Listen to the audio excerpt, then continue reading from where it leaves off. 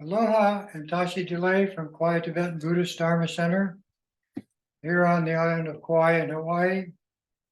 We present this class every Thursday night, 6 to 8 o'clock, and it's recorded on our website for our Dharma brothers and sisters in other time zones. I'm Lama Tashi.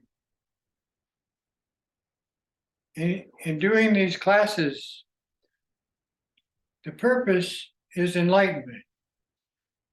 But enlightenment is already present. For instance, the universe is a state of enlightenment. It's our own minds that need to be relieved of darkness, or what we call enlightened. But enlightened is a term that simplifies two things. One, the realization of higher states of intelligence that are not present in the drama mind of human beings. And second, to understand the karma and how to alleviate it for others. And when we're talking about others, not just those that we have close relationships with, but or loved ones, but for all the animals, all the humans, and all the spirits, wherever they take birth in the universe, wherever they exist. Now that is in itself sums up the word enlightenment. But let me show you a little natural trick.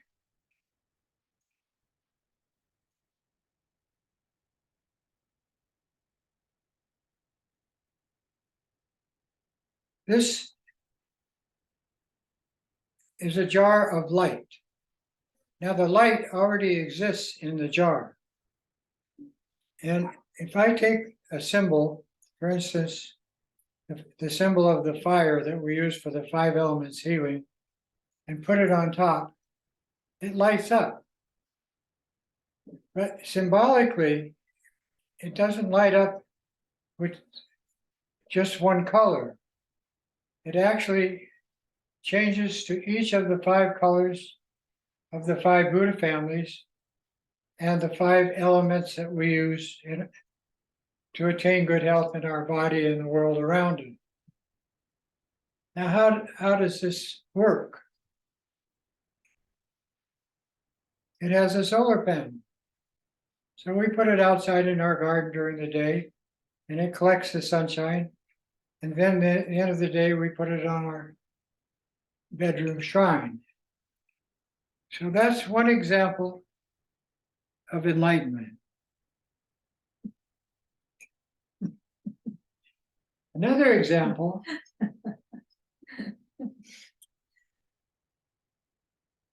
if I take the earth element, which we all sit on, the earth actually collects and radiates light. But if I take this symbol, this 6-sided gold cube, and put it on this jar, the jar is filled with light. Like that, the symbols that we use in Tibetan Buddhism help to light up our mind. And the method is guidance from a Lama that knows the tricks. And for you to practice those methods to liberate yourself from the darkness of the drama mind, from the darkness of the judgmental mind, from the darkness of the egotistical, self-centered, I, me, mine idea. And like these symbols of the earth, water, fire, air, and space, which is how our mothers created our body, we use these in meditation practice. We use them to attain a human body. And we use them at the time of leaving the body, at the moment that it quits, our last breath. And we use that as a practice. So we have this coming into the world, assembling these elemental energies of light through our mother's womb. Then we appear in the world and let these elemental energies of light, which are universal, sustain us in many different ways, eating, drinking, sleeping, and so forth. And then we meditate on them as the body starts to dissipate and returns all of the elements back to where they came from. And that is the reason for this class. Now, for this to work, to the effect that you have full realization of the nature of your mind and the world around you and how to use it, you need the guidance of a lama, male or female teacher. They are called a guru. Your root guru already exists in your mind, but you need outside influence to show you how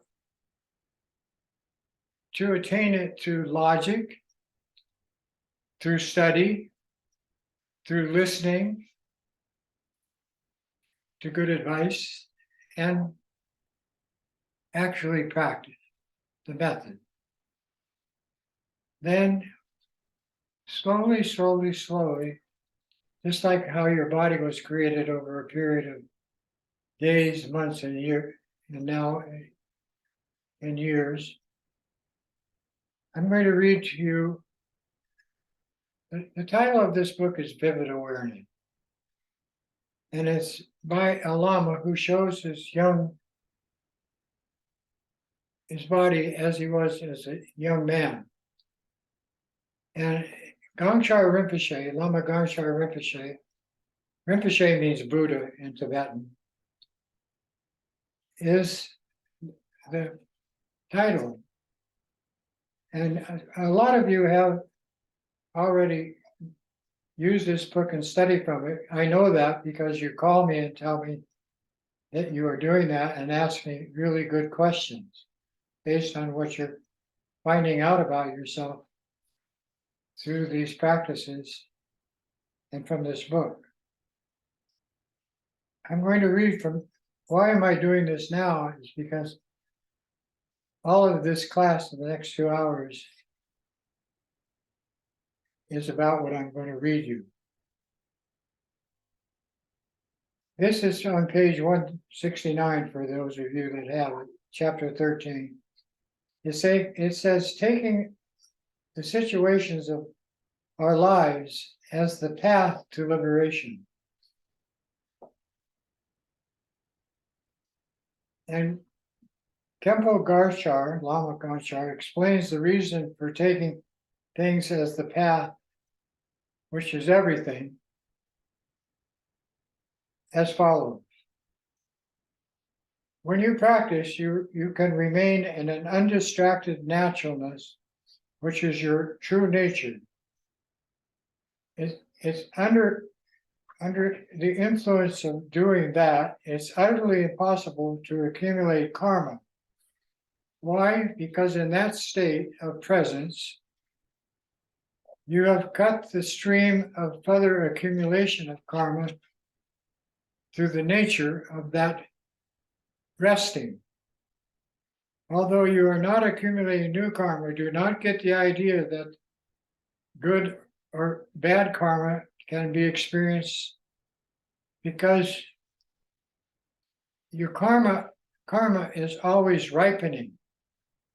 And it ripens in 3 places: your mind, your body, and in your speech. So when you rest, and that takes a lot of practice, when you can rest undistracted within the realization of this natural state of your mind, whether during the practice of meditative equipoise or any meditation practice, or during post-meditation periods.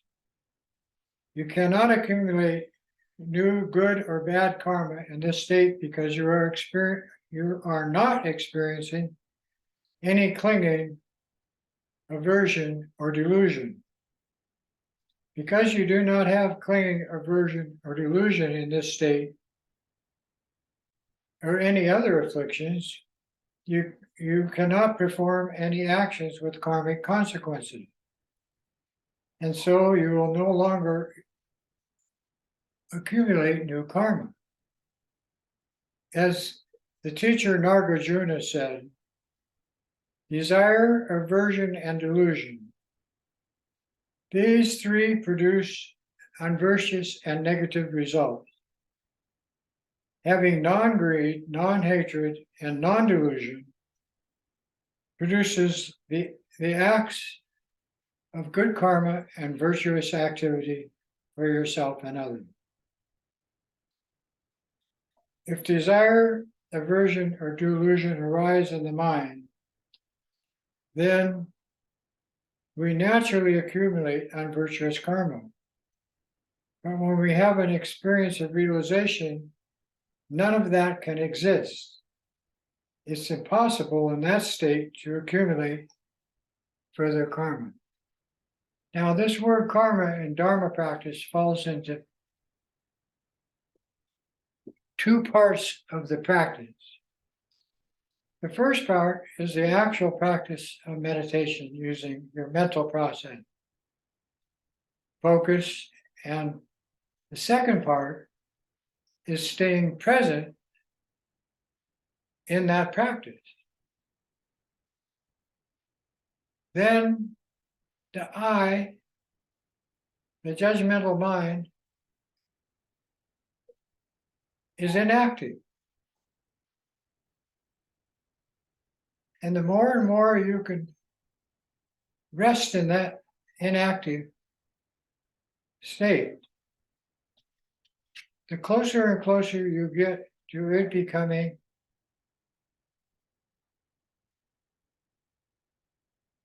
higher states of intelligence. And you're still in the human condition. You're still in a human body. You still, to outer appearance, everybody sees you the same way as you were. But it's a whole new way of being. And from the Buddha Shakyamuni down to the present, I'll use the Dalai Lama because everybody uses him, or myself, Lama Tashi.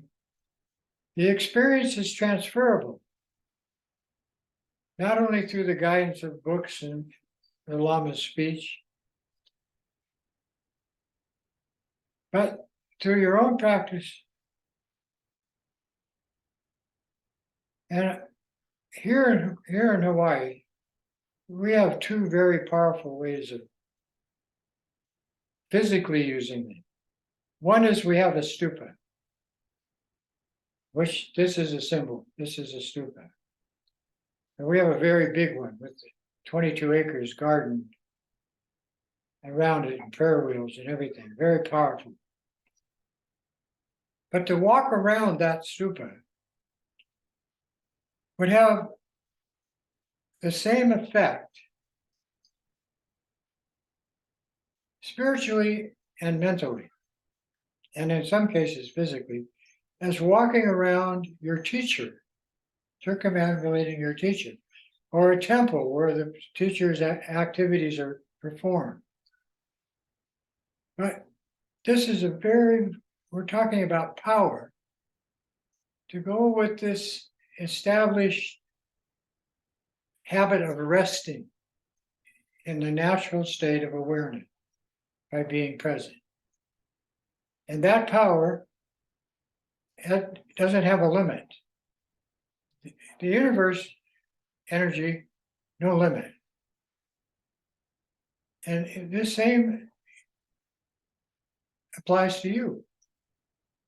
When you start removing the boundaries of drama, freeing yourself, liberating yourself with these various methods, the power increases. But why is that taking place? Because your compassion and your insight into your the true state of your being and the world around you increases. And these three together, compassion, power, and insight, interlock, interact, integrate together. And each one doesn't have a boundary. It's like the elements of space, earth, water, fire, and space. They're infinite, universal, timeless. And this takes getting used to. And for some,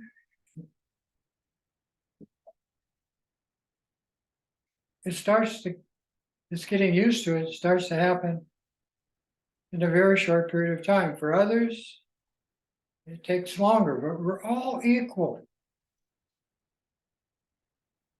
in this method, this methodology. The difference is we're all different aptitudes, different tendencies that we brought from our past life to this life, and so forth. So this adaptation process,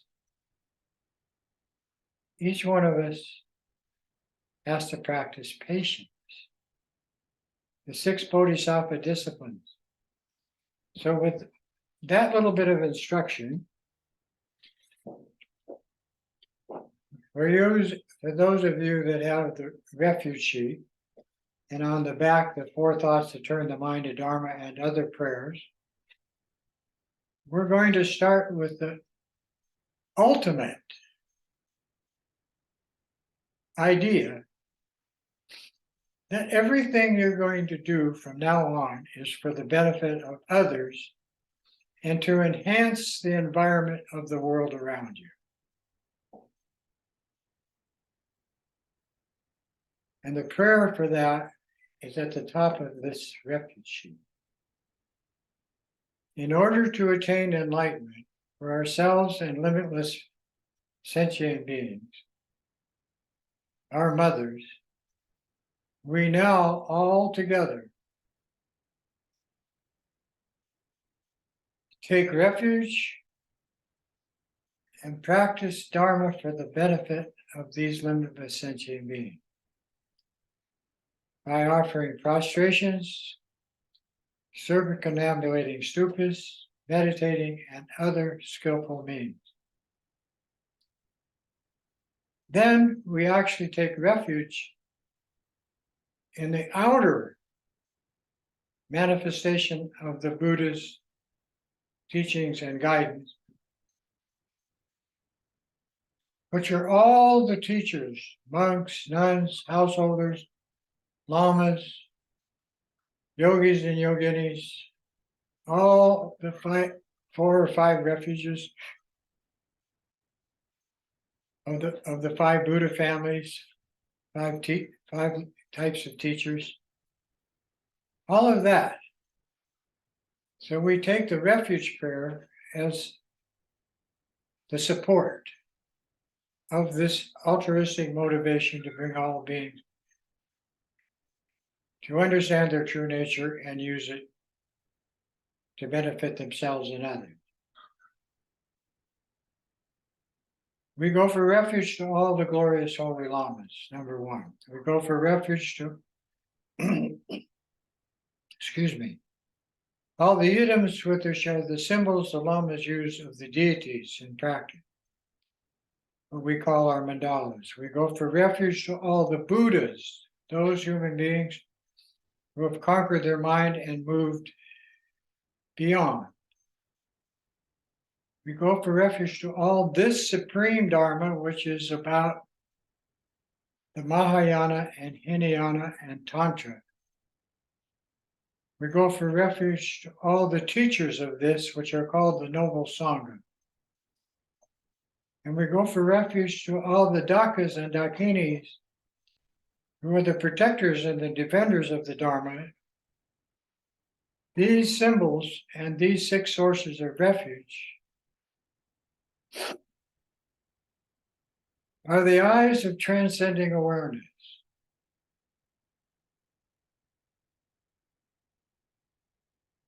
Then, with the altruistic motivation and these 6 refuges burned into our mental method of recalling, start to activate when we enter the path of the Bodhisattva with the 2 bodhicittas. That all of this is an illusion based on emptiness, like space. And everything we do is for the benefit of everybody else. So this compassion aspect and this insight come together. The prayer for that is to the Buddha, Dharma, and this supreme assembly of the 6 supports. We go for refuge until we attain enlightenment. May I, through merit gained from practicing the 6 bodhisattva discipline, called the 6 bodhicittas, the 6 perfections, accomplish Buddhahood for the sake of all sentient beings. So they're the motivation, the support. In this prayer of bodhicitta, we enter in to the school of the Dharma. We start to get a taste of what that is. I'm going to chant these 3 prayers in Sanskrit. Some of you know the first one. The other 2 are on the sheet. First, the altruistic motivation. Dag dang jo wa nam ke da dang yam pe sam cham tam she du di ne jung de chi si jang chu ning po ma chi pi bar du. Then the refuge prayer. Pa den ma ma dam pa nam ma chap su chi yo. Yedam shel kor gi la so nam la chap su chi yo. Sanjay cho den de nam la chap su chi yo. Dampe chur nam la chap su chi yo. Palpe gendu nam la chap su chi yo. Kawo kandro shokyu sume sho yeshe ki shendam tempa namo chapsu shiyam. In the bodhicitta prayer, Sanje Shudan Chuki Chonam Ma Jengshu Ardu Dagni Chapsu Chi. Nagi Jinso Jipe Sonaki Jola Enjur Sanje Chupanshu. At the start of each session, it is recommended to chant the refuge prayer and the bodhicitta prayer 3 times, either in English or the Sanskrit.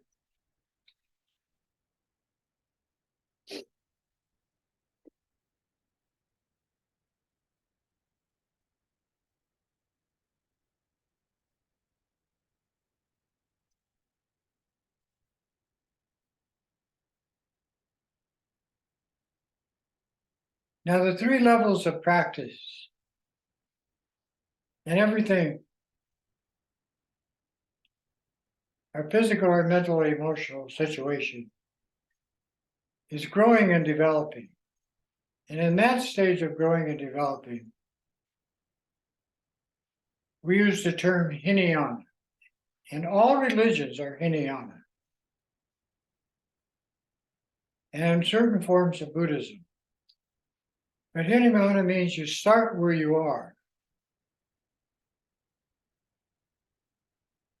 just as you are, with all of your positive and negative inclinations, tendencies, aptitudes, abilities.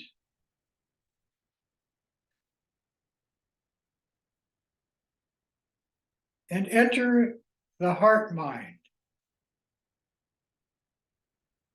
And in this symbolic center, the heart mind, as it being in your body. And the two functions of the heart mind are very simple. Loving kindness, extended to yourself, others, and the world around you. I learned it as a child with do unto others as you'd have others do unto you.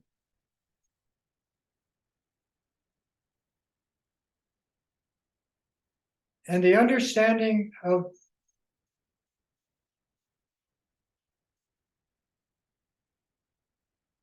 egocentric awareness.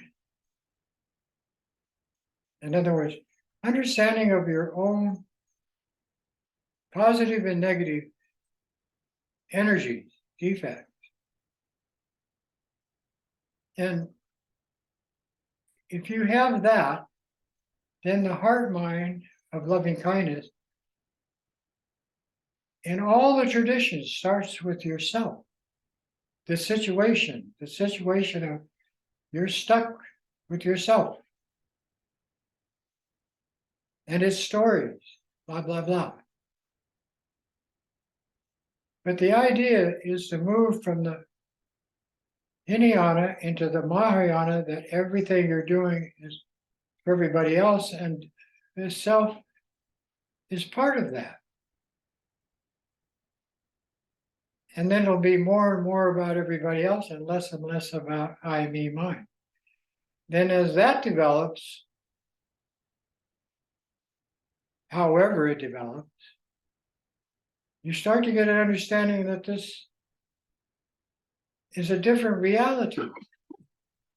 And then the three kayas, the body, speech, and mind of the guru, start to take place in your body, speech, and mind. And you understand the world is a universe for training humans to become mature Buddhas. You get that conviction. Then all of the practices of the Mahayana and Tantric practice are to develop that as a state of pure energy and bliss. That's called the Sambhoga. Kaya means vehicles. So then the outer becomes the Dharmakaya, this wisdom universe, the mother of perfect wisdom. Then all of the 1,000 deities in the Tibetan Buddhist shamanistic Lama tradition become available, and you only need one or two. Here's one. And number three, this loving kindness and compassion from the heart mind takes over. And you start to know it as a state of presence, but at the same time, universally applied. So we're going to start with the Hinayana practices of the three lights meditation, using the breath. And like I showed you with those two jars, how easy it is to manifest light, the breath is the key. For instance, we have a thought that keeps us present, keeps us ready for whatever's going to happen. And that is, you don't know which comes first. your next breath or your next life.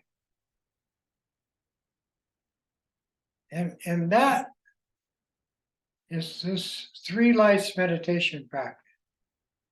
Because you're going to be using the already available light of your mental ability to imagine that this universe of light comes in with every breath. And like that jar, starts to light up this whole area. And then the energies of that, the earth, water, fire, or air, blast through your body spontaneously as a life support. But not more than that, to energize you, to help you. So this is an energy program. Then you take those 2 energies and exhale them back out to share them with infinite other beings who are in and around you all the time.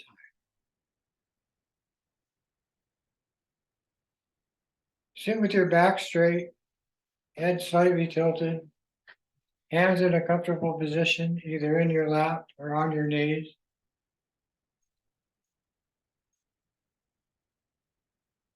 Eyes open, soften the gaze to see the space and light 2 feet in front of your eyes. Pick a point out here.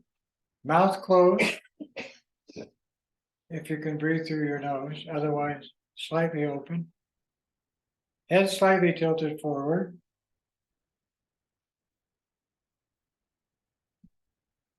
And bring your focus, your awareness, to your breath. As you inhale, imagine that air of the 5 elements coming in lights up your lungs with white light. Then the absorption breath, called the middle breath, is visualized as red light flashing in a moment through every cell in your body. Then you bring these 2 light energies together and imagine blue light out your nose to all the beings in space, sharing the healing energy of this practice of the 3 lights meditation. Again, inhale white light, fill your lung. The absorption breath visualizes red light flashing through your body to every cell. Combine these 2 and exhale blue light as the healing energy of your loving kindness to all beings in space. Imagine the sky.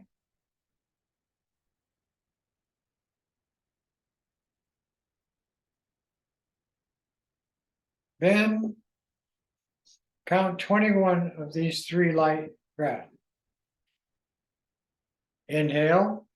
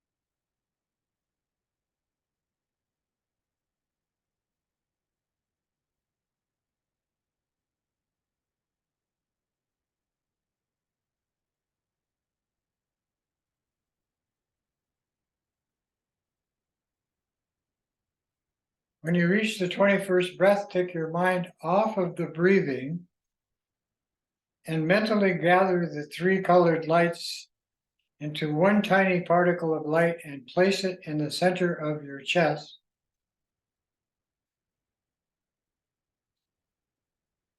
Creating in your heart chakra what is called a bindu or tigli, an energy action center.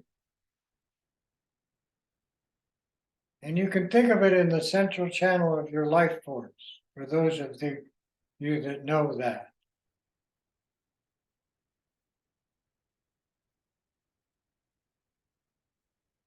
The moment you do this, that particle of light merges with the infinite light of boundless space. That's the way light works. No separation, whether it be in a jar, in your body, in your mind, or in the sky.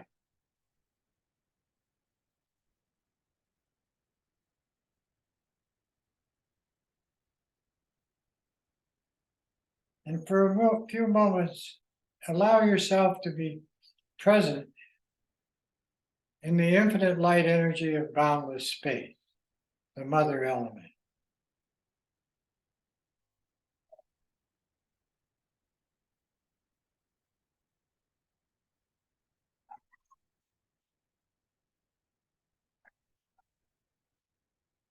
You can hold the meditation on the tigli of the point of light or not.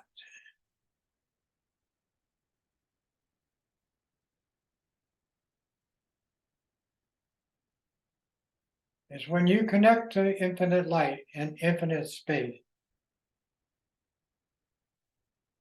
Just contemplating it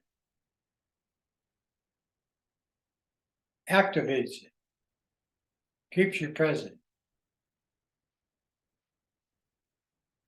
Then from that spatial state of awareness, focusing on that dot of light, expand it to a small sphere about the size of your thumbnail. And focusing on this sphere, be it like the sphere, like the light in the jar, clear light.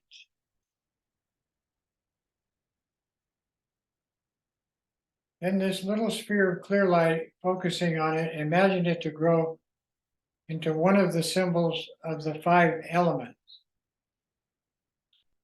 They are equal in healing energy, but individually stressed for outer applications of healing and inner applications in your body.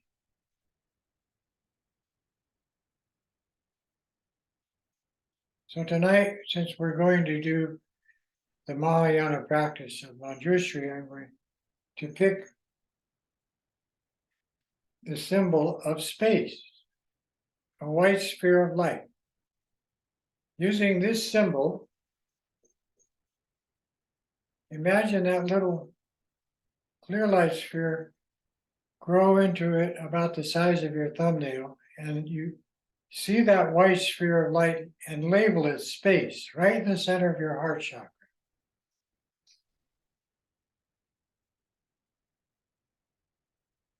Then imagine it to come out in front of your chest and up before your eyes, 2 feet in front.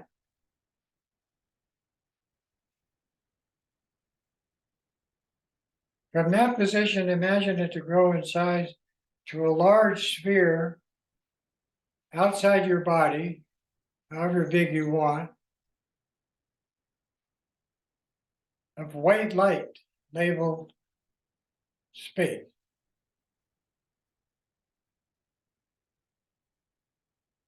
And visualize your foreign body just as you are, sitting, laying down, walking, standing, inside.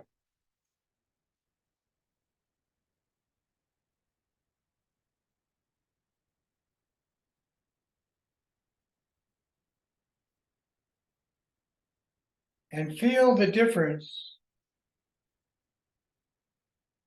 the influence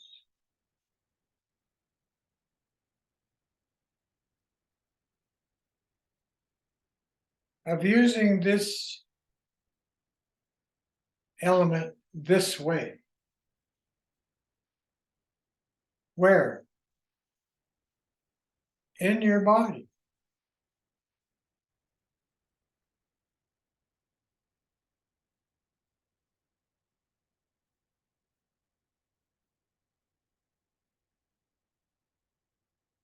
And keeping focus and imagination together. Imagine this sphere to grow in size to an area of about 50 miles across.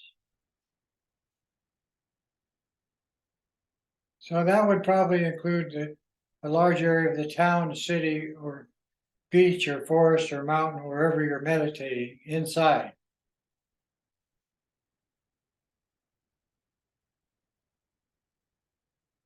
And what you are doing is extending the healing energy of this method to all the beings within that sphere of influence. Then expand it in size to completely enclose Mother Earth, including her atmosphere of air.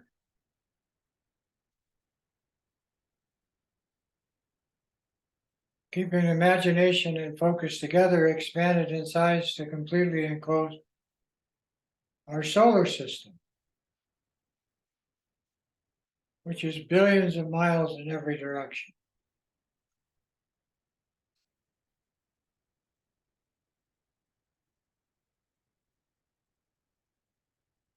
Then expand it in size to completely enclose our spiral disc-shaped galaxy, a mere 100,000 light years in diameter.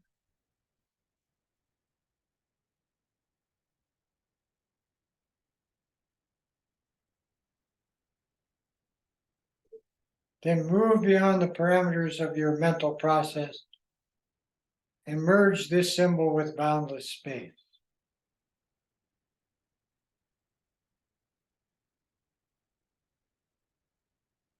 No meditation.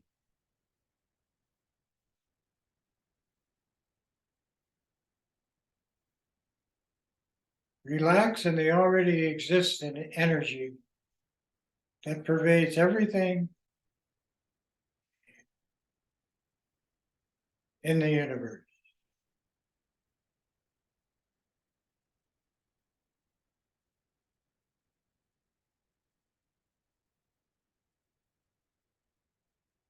Relax, be present.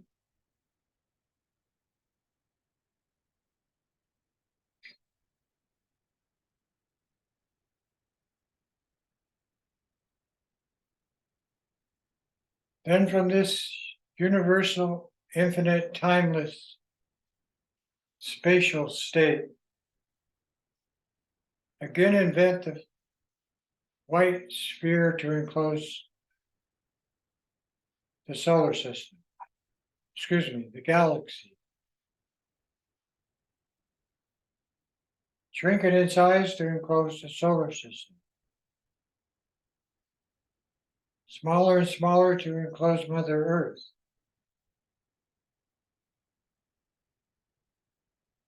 Tinier and tinier to just enclose a large area where you're doing this practice.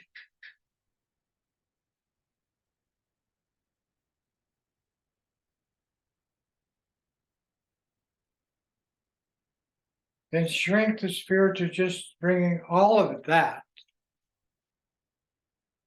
which is already supporting you, to just enclosing your body with this white sphere labeled space.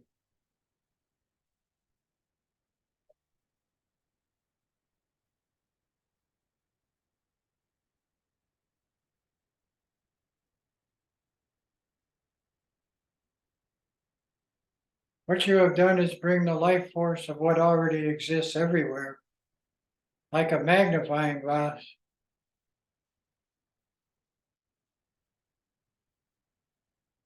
focusing the rays of light to a tiny point of energy into your foreign body, visualized inside the white sphere.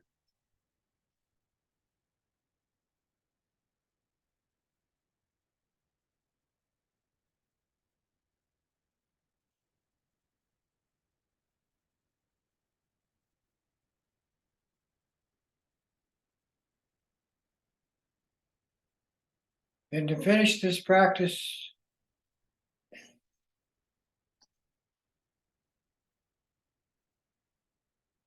again, reduce the sphere to its small original size, about your size of your thumbnail, 2 feet in front of your eye. Bring it to chest level into your heart chakra and shrink it to a point of light and blend that with the boundless light of space.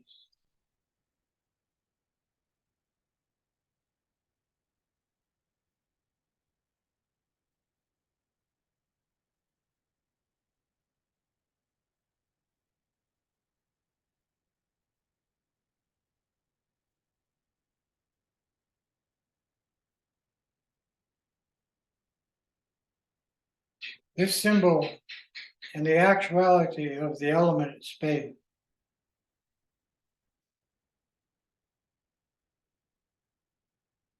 are the nature of everything, including your thoughts.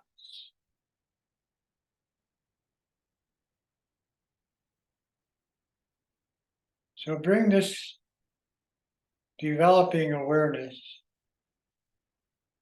to in front of your eyes and use it in your area of influence.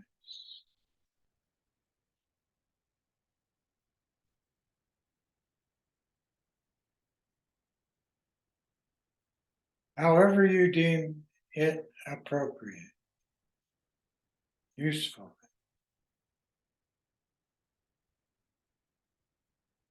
And 2 hands together in front of your heart is the Bodhisattva method of dedicating this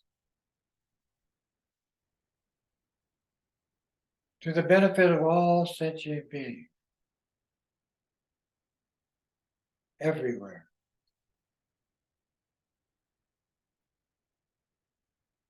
And the moment you do that dedication, you've moved yourself from the Hinayana into the Mahayana, just like you did when you took refuge and engendered bodhicitta and the altruistic thought of all beings being liberated.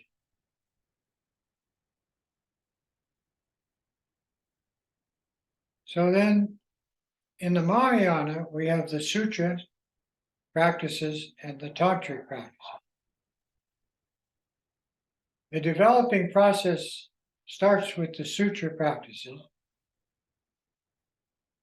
and through that, the mind starts to engage more and more useful energy, and in some cases becomes intuitive. Now, in the female energy, that already exists, that gift of intuitiveness. But it's there in all of us and can be developed in the male mental process. But intuitive awareness is just an aspect of being present. And why are women gifted this way? Because they're in charge of bringing us into the world.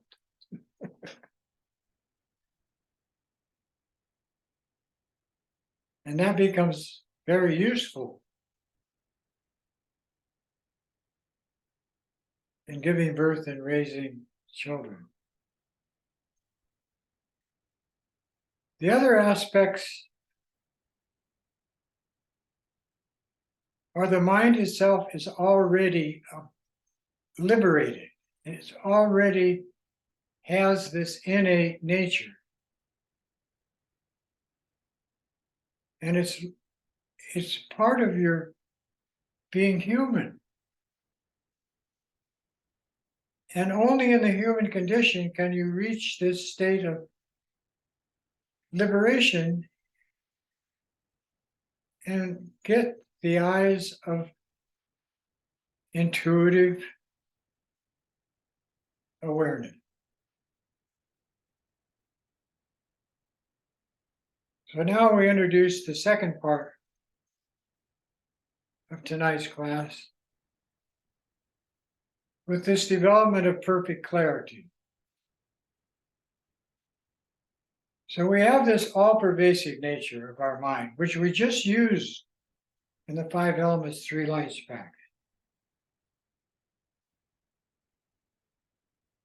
But we need the symbology of the deities and their aspects for it to develop quickly in our stream of being. And this book of perfect clarity isn't by just one teacher. This is many anthology of many teachers. And for you, those of you that have it, I'm on page 42.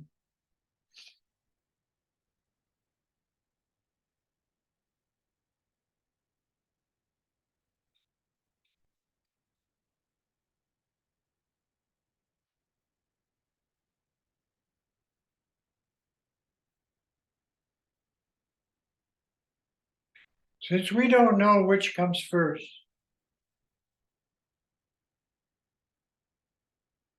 the next thought or the next life,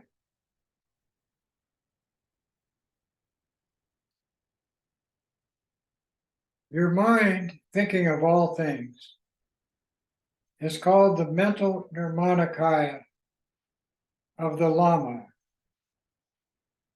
who is the lotus energy, Padmakara, innate in your nature. And if you recognize it, it becomes the 5 Buddha families of the Sutra and Tantra tradition. When your mind is cognizant, that means alert, awake. Look into the essence of cognizance. Now, cognizance means thinking. And it means thoughts arising. If you recognize it, it automatically is the 5 Buddha family.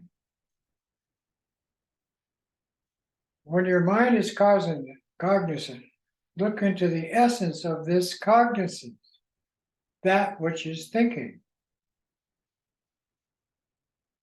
This is called Mahamudra, or the great view, or seal, of cognizant emptiness, like space, the mother element. When your mind is blissful in this state, look into the essence of that bliss. This is called the Dzogchen of blissful emptiness. When your mind is empty, look into the natural face of this emptiness as a state of both bliss and cognizance. It is called voidness. Therefore, the central point called Madhyamaka or Madhyamaka of this awareness emptiness is that whatever arises This is its nature.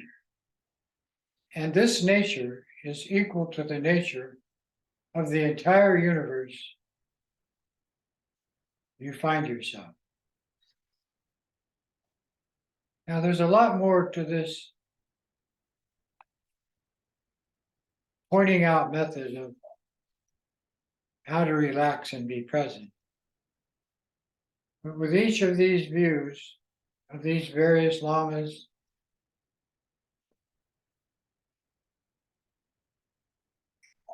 you progress quickly with knowledge. And the knowledge and the awareness work together, and you progress faster, faster, faster, faster. And all of a sudden, click. It's like when you remember something that you couldn't remember.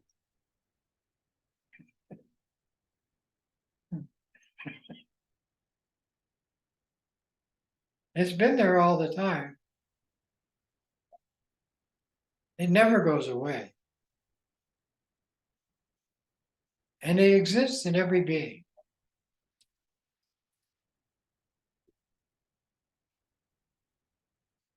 So now we're going to practice the second part of the word Buddha. Translates into the sound of light itself, D, as a mental aspect of cognizance. And D is a byproduct of Kri, the Buddha of infinite light. So we put these two together and symbolically represent it in a human form as a rainbow body, which means illusory, as a symbol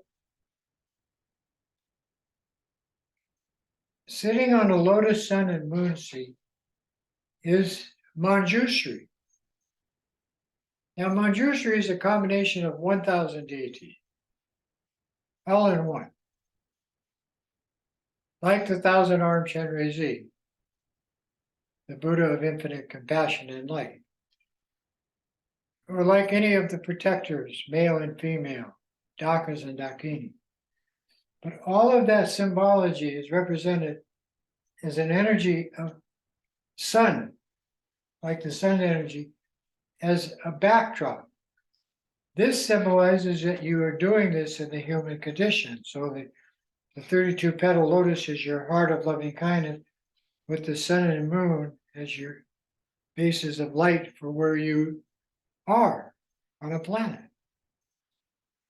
And having taken birth in this way, then the second internal energy is an empty mirror, which is also symbolized under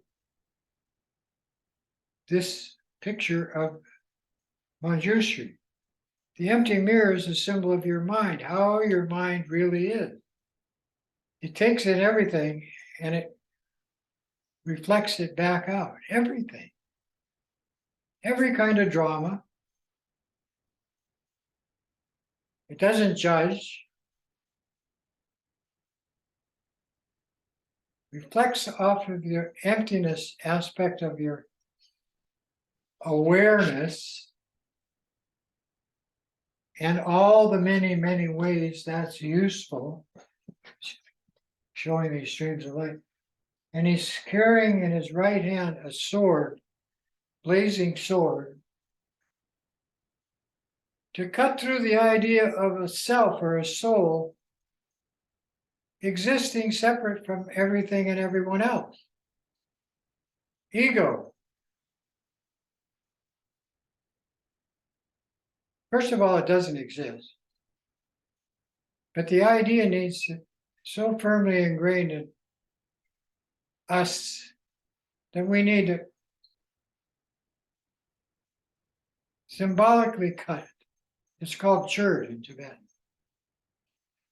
And the left hand holds the stem of a lotus of loving kindness, of the application of the mother principle of space, prajnaparamita. the mother of perfect wisdom. It is called the Heart Sutra, and it's one of 100 different sutras. Then dressed in 5 silks, 5 different colors, it's a 5 element, having 8 different kinds of jewelry, ears, neck, hands, feet, symbolizes the bodhisattva, generosity, morality, patience, perseverance, meditative concentration, and insight in the movie. And then a 5-colored crown is the 5 Buddha family on 3 levels: body, speech, and mind. And the top level is your all-pervasive nature, as called Kunto Zangpo, Dorje Chong in Tibetan, mind of bliss. The sun and moon is in the sky, and the world around you is like in the clouds in a worldly setting. And the backdrop is space, blue in color. So there's much more to this, but if you can visualize yourself, that visualization is emptiness because it doesn't exist, only in your imagination. And that's the reality of everything. So the deity, you become the deity so that you're penetrating by doing the practice which keeps you present, the falseness of this world around you. It's emptiness. That doesn't mean it's going to change just because you have that realization. It has its own energy program. But in your mind, you're cutting the egocentric subject-object duality, allowing this state of presence to develop so that you can move freely, not encumbered with other people's ideas of how you should be, like in religions, but with your own natural awareness and how to use it. That's what Manjushri is really good for. It's our Google. You know, we want to know. We want to know that it's working okay, that it's okay, that it's appropriate. We want to know that. And that is, with that conviction, then the awareness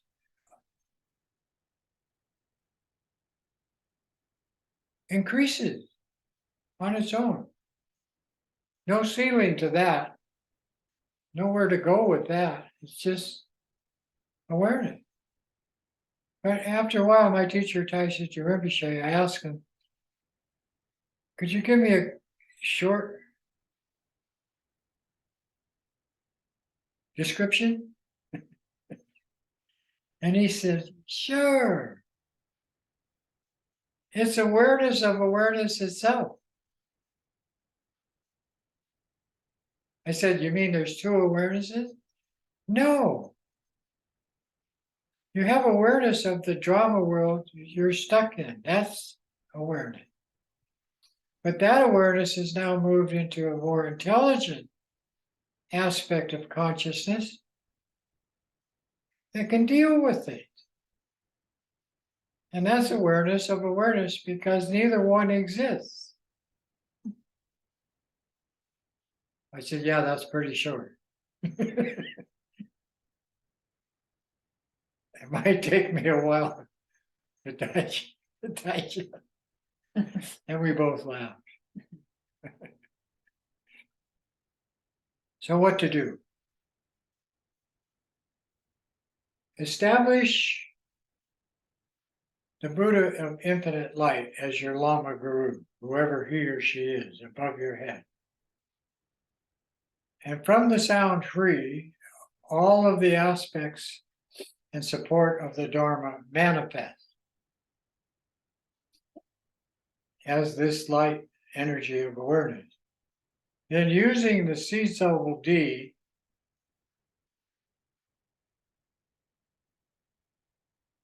in your heart center, visualize it as red light on a blue background or a white background, and outside of that, blue space, the entire universe. So this is called the creation sound of the deity. This establishes bliss and voidness as the nature of the light of the deity. And it carries infinite energy. Then the D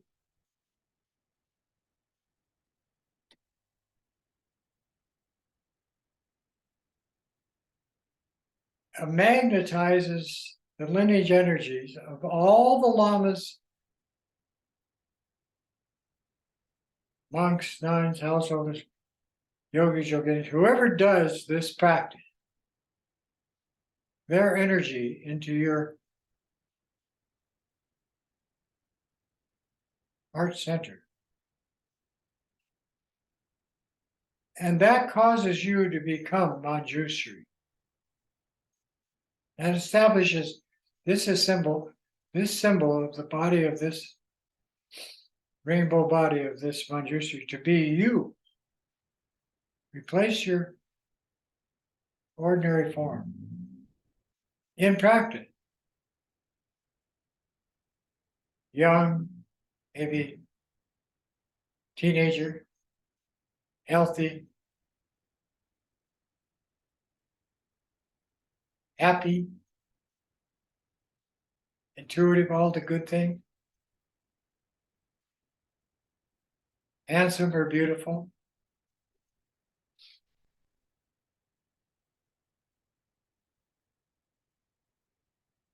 Then, when you can see yourself as this Taka portrays, 3D, or any part of this, if you can see the D with the rainbow 5-color sphere of light holding it in your heart center, or just your hair. Manjushri has gold hair, blonde. In Tibet, of course, black, brunette. But then you take that 3D image of you, rainbow body, and project it to your mother who created you.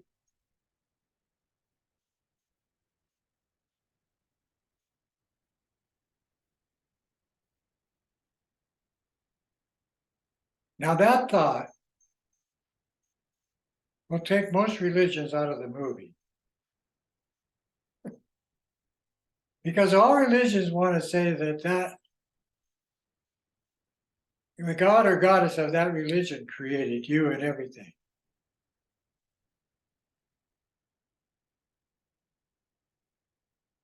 My mother says, you never entertain that thought in this house. I created you, and that's it. And I'm interested in your well-being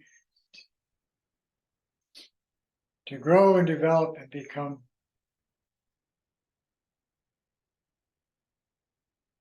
a conscious, loving, kind human.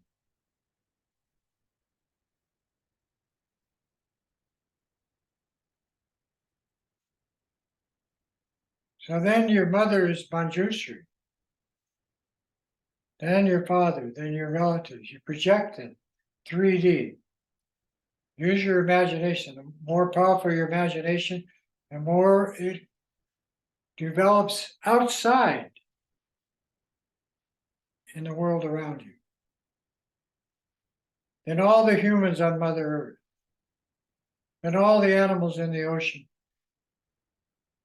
and on the land, and in your body, Manjushri. And project this symbol to the four spirit worlds of the heavens and the lower realm, all Manjushri. That's the practice. That's Mahayana Sutra practice. And all the practices of deity yoga accomplish that. And the more you generate this program of infinite Manjushris, and you as the central figure,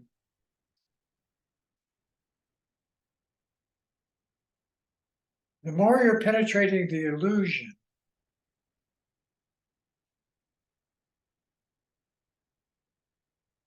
of how you think it is now. And penetrating this illusion starts to vibrate, make a sound. And this sound of loving kindness and compassion using this method and all sentient beings as Manjushri becomes the mantra, the vibration of the practice.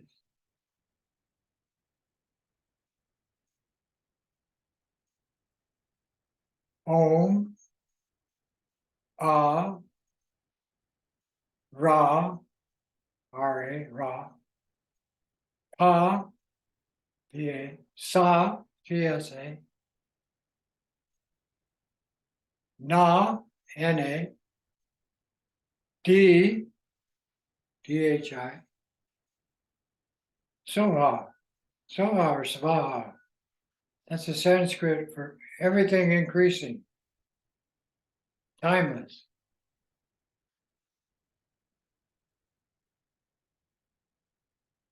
Om, R, Ra, Pa, Sa, Na, Di, So, Ha.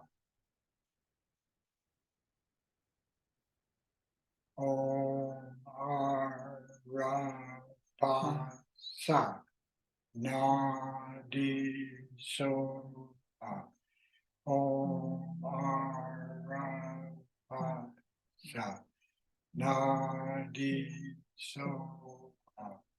Om, R, Ra, Pa, Sa, Na, Di, So, Ha. Om, Ra, Pa, Sa, Na, Di, So, Ha. Om, Ra, Pa, Sa, Na, Di, So, Ha. Om, Ra, Pa, Sa, Na, Di, So, Ha. Om, Ra, Pa, Sa, Na, Di, So, Om, Ra, Pa, Sa, Na, Di, So, Om, Pa, Sa, Na, Di, So, Om, Pa, Sa, Na, Di, So, Om, Pa, Sa, Na, Di, So. So the mantra Om Mara Patsanadi is vibrating in your heart. The first 8 syllables surround the D, and the So and the Ha are above and below you. In other words, they're the timeless energy of it. So the Om, R, Ra, Pa, Sa, Na, D is in the middle. D is the creation sound of infinite light vibration through space.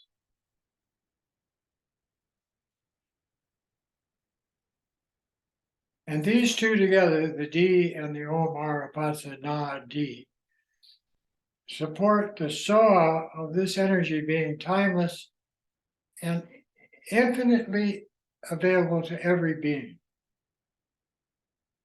No one left out.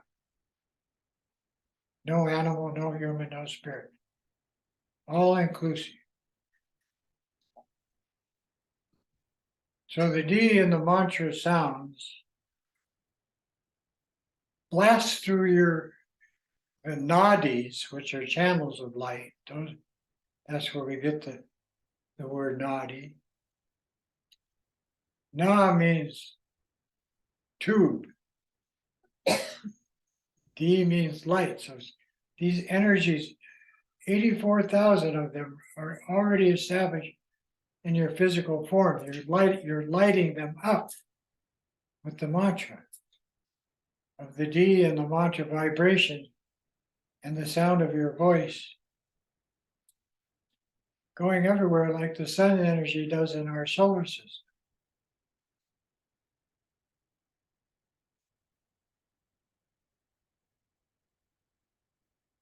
This is the sun coming from the sun, moon and sun disk here.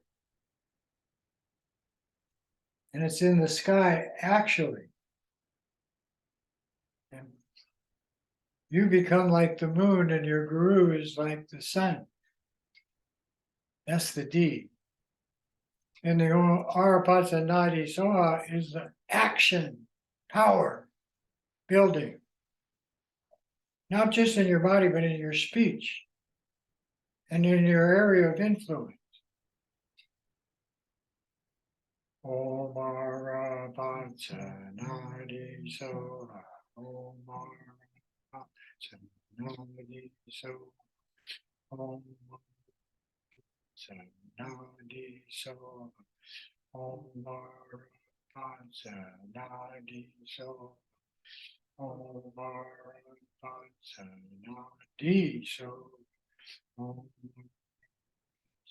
Nadi.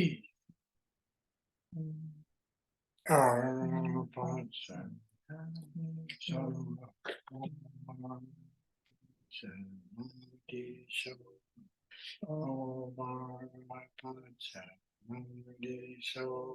Om Arapatsa Nadi Soha. Om Arapatsa Nadi Soha. Nadi Soha. Om Arapatsa Nadi Soha. Om Arapatsa Nadi Soha. Om Arapatsa Nadi Soha. Om Arapatsa Nadi Soha. Om Arapatsa Nadi Soha. Om Arapatsa Nadi Soha. Nadi Soha. Om Arapatsa Nadi Soha. Om Arapatsa Nadi Soha. Om Arapatsa Nadi Soha. Om Arapatsa Nadi Soha. Om Arapatsa Nadi Soha. Nadi Soha. Om Arapatsa Nadi Soha. Om Arapatsa Nadi Soha. So the vibration of your speech, whispered or the sound as you chant it, or even with no whispering or chanting, is activated in your heart chakra, Arapatsa Nadi.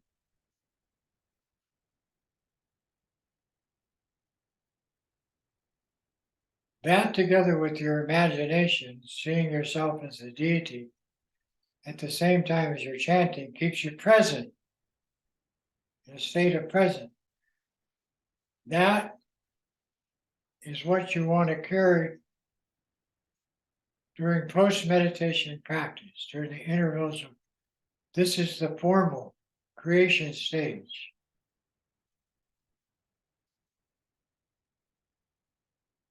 You need to know that with conviction.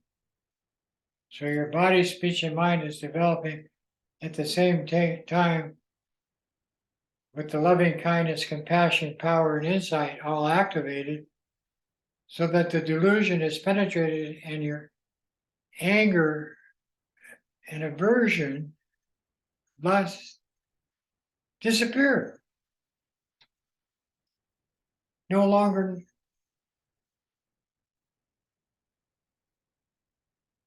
needed.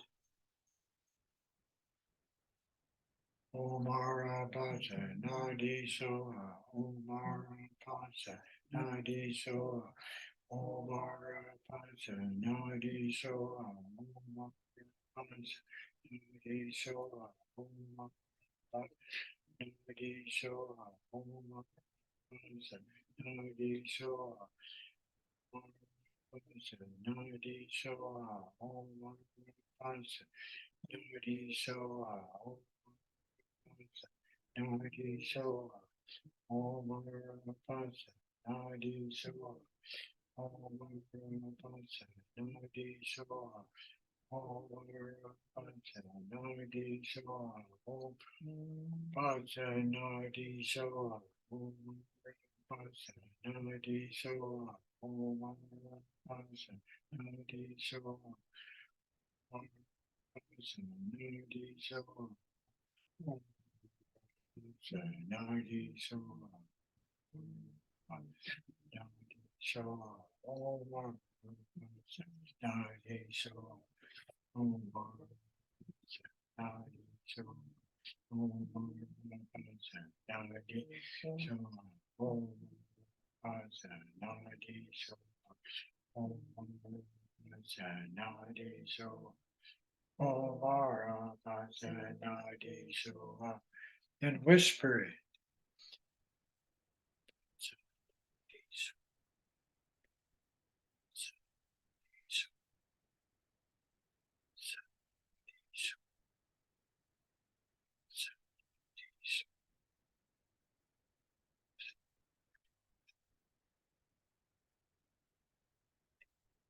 Omara Paja Nadi Soha Omara Paja Nadi Soha Omara Paja Nadi Soha Omara Paja Nadi Soha Omara Paja Nadi Soha Omara Paja Nadi Soha Omara Paja Nadi Soha.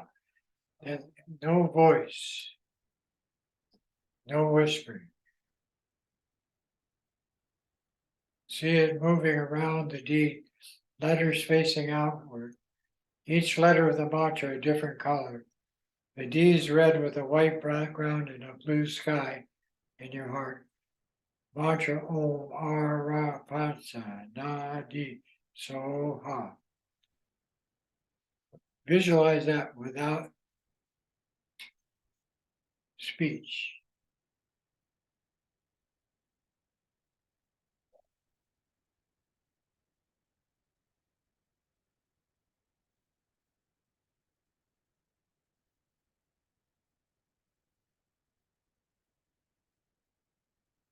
And all sentient beings, your mothers are Manjushri in your mandala. This is Manjushri's Google world.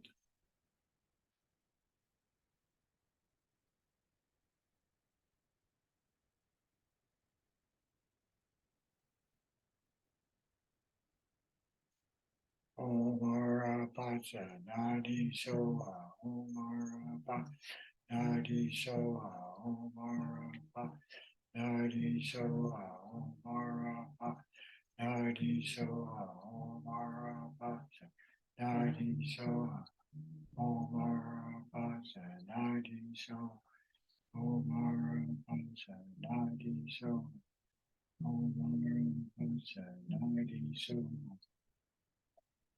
Om Pancha Nadi So. So you have an imaginary D, imaginary mantra, imaginary deity, imaginary universe, all in the present moment. Omara Pancha Nadi So. Omara Pancha Nadi So. Omara Pancha Nadi So. Omara Pancha Nadi So. Omara Pancha Nadi So. Omara Pancha Nadi So.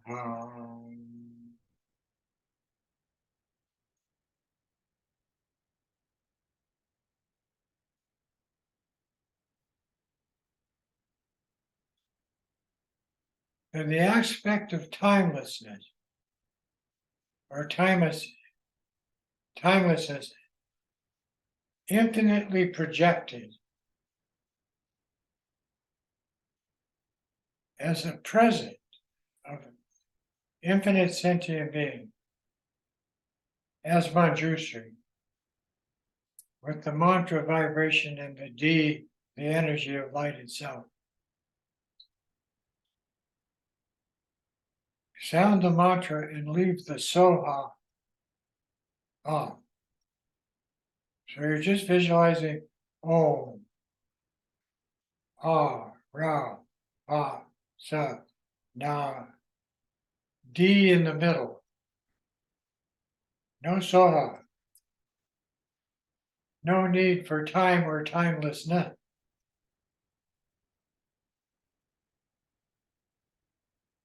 That's the way the universe works.